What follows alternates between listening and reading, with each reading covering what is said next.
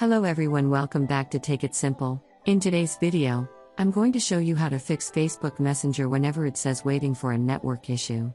If you are trying to use your Facebook Messenger, but instead you are receiving this kind of a message, where it says waiting for network and it just keeps freezing there, then there is a solution for this problem.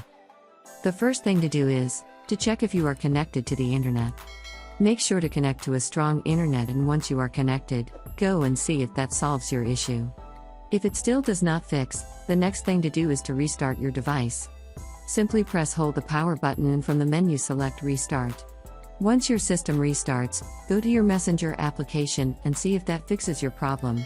Sometimes, the Facebook Messenger is stuck on this error due to poor network connectivity, and a restart should fix the issue. If that still does not fix, the next thing to do is to clear your cache and data.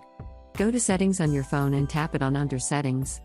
Select Apps, search for a Facebook Messenger from the list of the apps displayed on the screen. Tap it on, and from this page tap on Storage. Tap on Clear Cache at the bottom right and then tap on Clear Data at the bottom left. From the pop-up select OK. After you do that, you'll be logged out of Messenger. Now go back to Messenger and log into your account one more time and see if that solves your issue. The next thing to do, if it still does not fix your issues, then simply go and enable the airplane mode. Go to Settings and go to Connection from the Settings menu.